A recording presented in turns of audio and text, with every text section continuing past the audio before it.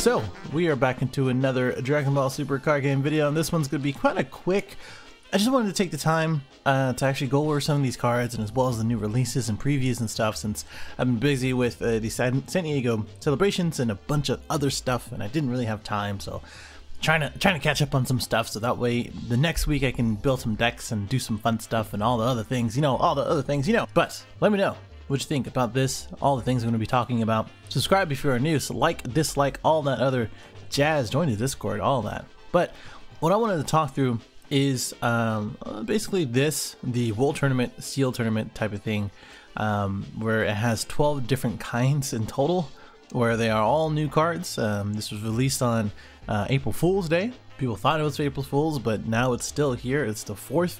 So, I mean, I don't think it's an April Fool's. I think they're actually doing this for every single set, or maybe all the sets they think are needing some support. I think World Tournament, on one end, for me, this is really needed, because I think World Tournament is probably the least played set when considering the number of cards out of that set, and as well as the sales for it. So there's a few different things that are kind of the issue with this, and I'm going to go into that. And of course, if you're looking at the title for the multicolored cards, I'm going to go through all of those, and as well as the leaders, which we don't have any. I know you're saying, Android, why are you talking about the leaders if they don't exist? We don't have any. We haven't seen any. Well, I wanted to talk about the future of that, because if we're releasing different multicolored cards in the actual set, I think it's going to be really healthy for the game to create some variety, and not only these new keywords that are going to be very interesting to see, not only in the meta, but in general.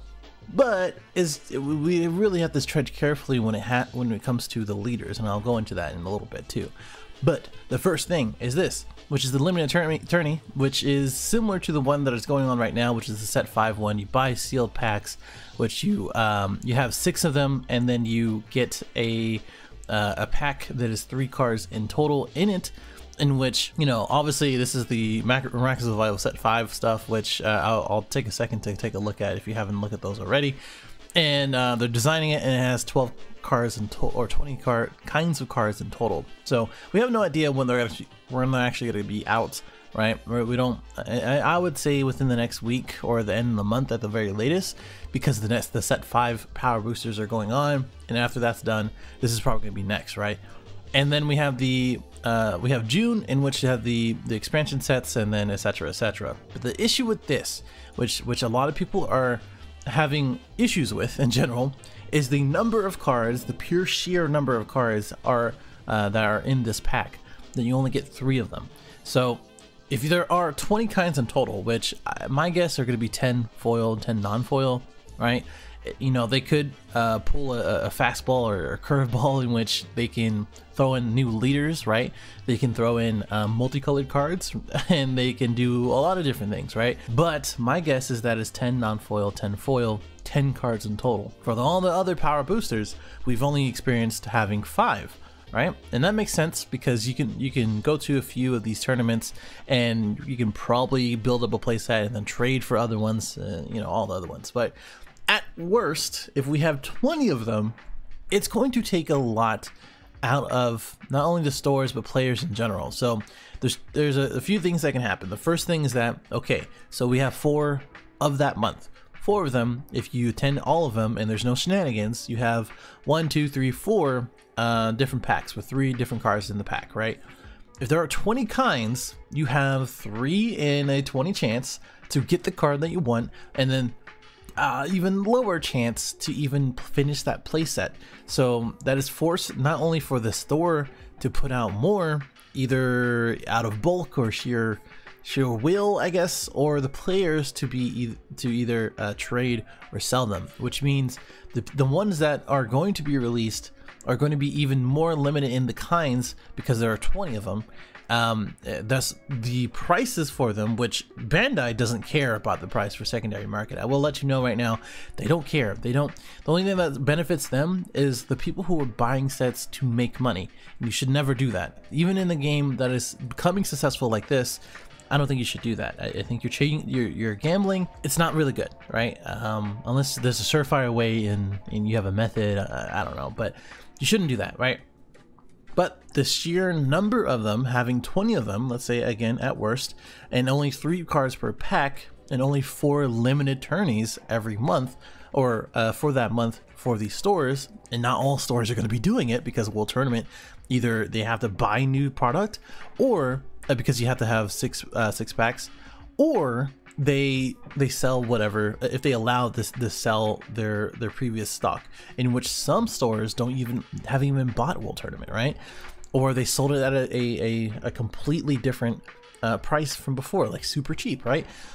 So that's the real issue. There's so many cards in a 3 card pack, and it's really creating issues for a lot of people in the scarcity of it. So we're gonna be forced to pay high prices for it, if they're even good, by the way. Or for on a collector standpoint, it's gonna be very hard for people to collect them, right? And even 10, it's gonna be a little bit difficult. So I'm very curious to see what this even entails. I'm going to revisit it.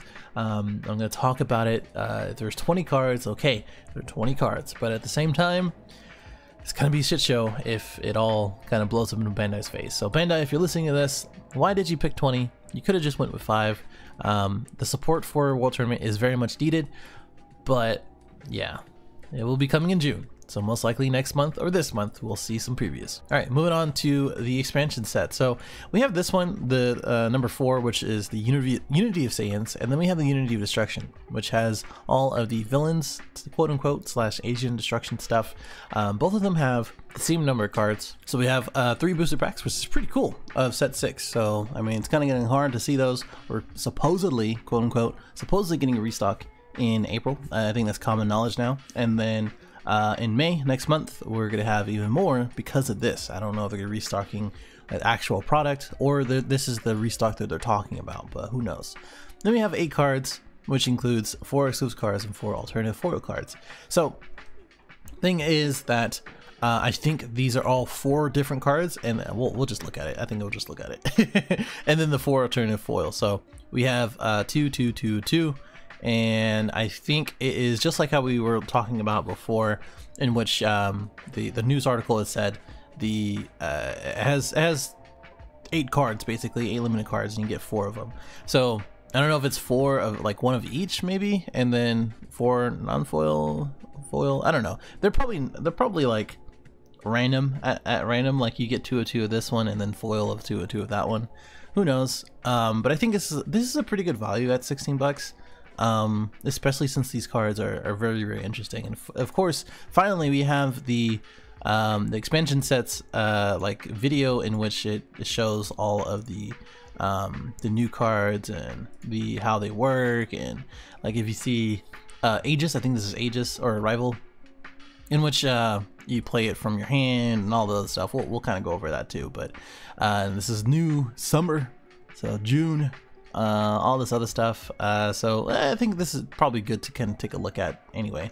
So the first Arrival type of keyword is this one. So Arrival, red, green. You play this card, you pay 1 red from your hand, and you have a red and green card from your in your combo area, right? This can be activated when you have specified cards in your combo area. You can use it offensively to make additional attacks, or defensively to surprise your opponent. And I think they had, hopefully I don't get copyrighted, because I think I did last time, but we'll take the chance. Thanks, Bandai.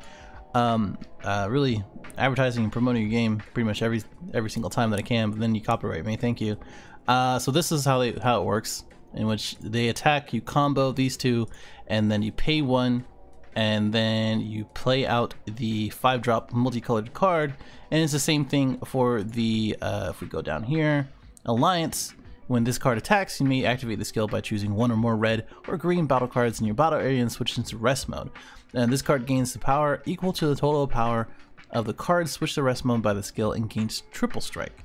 Yeah, for the duration of the battle, which is just insane now that I think about it, now that I look at it. So let's see if the video can kind of show that. Yeah, here we go. So it's activating Alliance, and then go into this, you swing. Now it gains that 15k, which is just insane. And now it's at, doing the math, 35. Thank you. Okay. All right. There you go. That's some good demonstration there. So If we take a look at the actual cards itself, we have the 4-drop red Gogeta, I do believe. This is only one red Gogeta. The other ones are multicolored and this one's green. So you can only play one Acrobatic Warrior in the battle area. This is a 15k 4-drop, and I think this, I'm trying to think, what can this be cheated out with? I'm really drawing a blank. So if you do know, let me know in the comments below. One new battle card is that is both red and green. With energy cost is 5 is play in the battle area. Activate the skill, play it from hand. Oh, I just answered my own question. There you go. And when this card is switched to Wrestling by Alliance, deal 1 damage to your opponent. That's sick. I love that. Because now, not this one, but the Alliance card with a Broly, I guess that's the whole idea behind it, in which you use Alliance with that one, and then you switch to Triple Strike, and you deal 1 damage. Oh wow, that's pretty good. Okay. So, when you play this card, if there is a card that is both red and green in your energy area, draw 1 card, and then your opponent chooses 1 card from their hand and place it in the drop area. Okay. And then you play, when you play this card, choose up to 1 of your battle cards, opponent's battle cards, and KO it. This is Super Saiyan Broly Rampaging Rush. So they're really trying to push the, this one being red-green, which we do have targets for that for Super Saiyan Gogeta. Probably not going to be ideal for the Gogeta Broly deck, the leader that is. So I guess he's just going to be creative otherwise. And then this one is a 4-drop in which the 1-drop can be played into this one.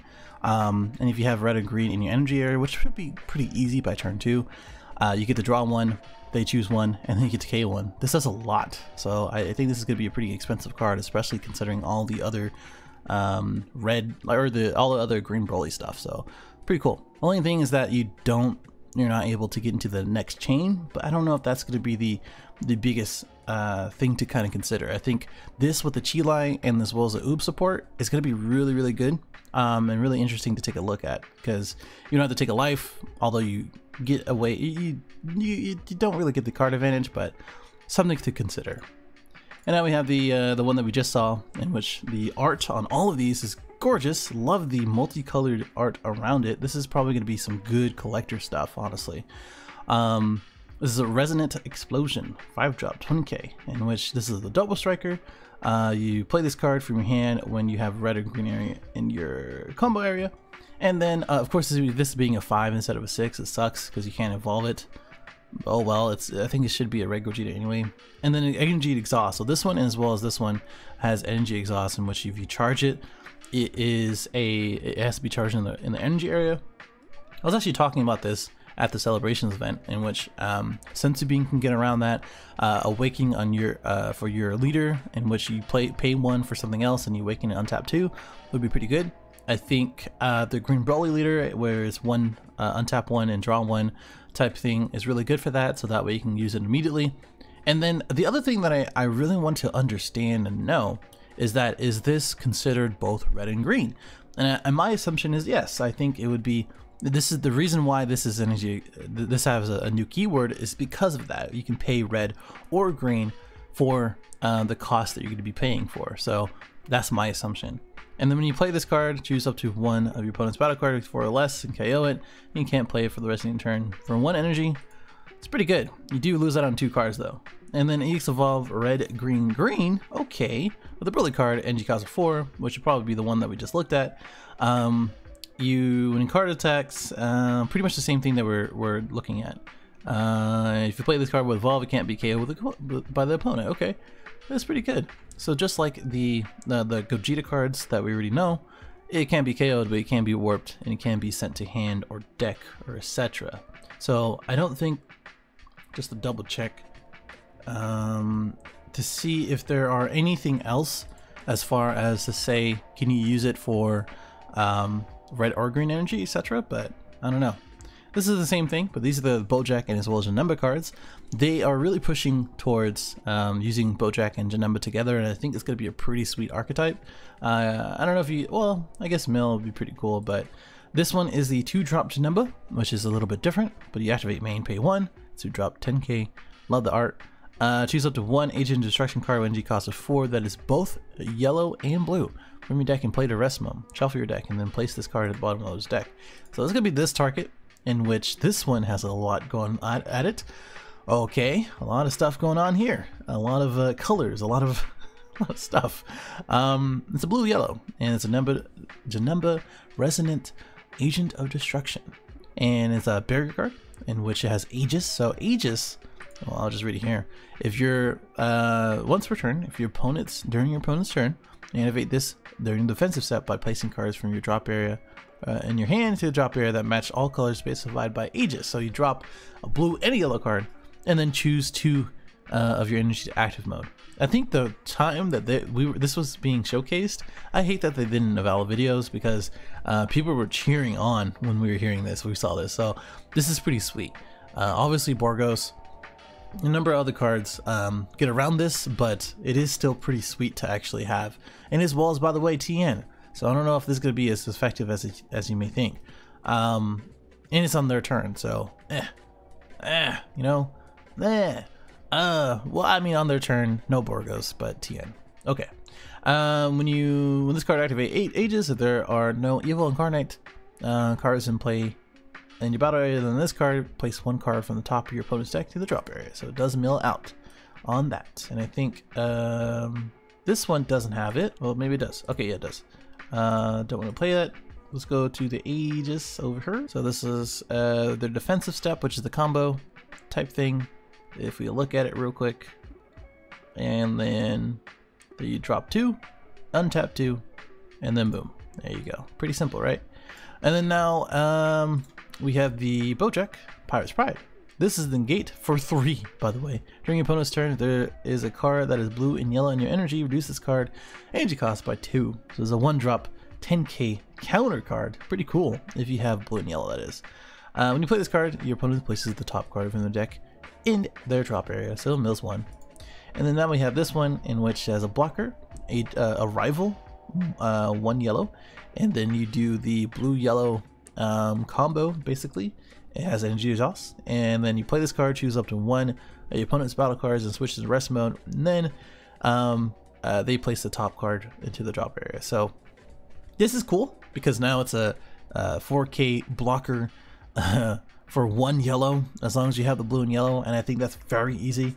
I think these are all super cool cards. Like, honestly, like this is all the explanation and stuff. This is the art for it. I think these are all very cool cards, and I can't wait to play with them. I can't wait to start testing them. I still want to test these set 5 boosters first before I get into that. And speaking of, these are all of them. If you're going to be attending the ones this month for it, I would highly recommend to pick up the King Piccolo and the Oob first, and then the Great Saiyaman Togoma and the Vegeta. I love Vegeta. He is very cool, but I think in a use case factor, all the other ones are better.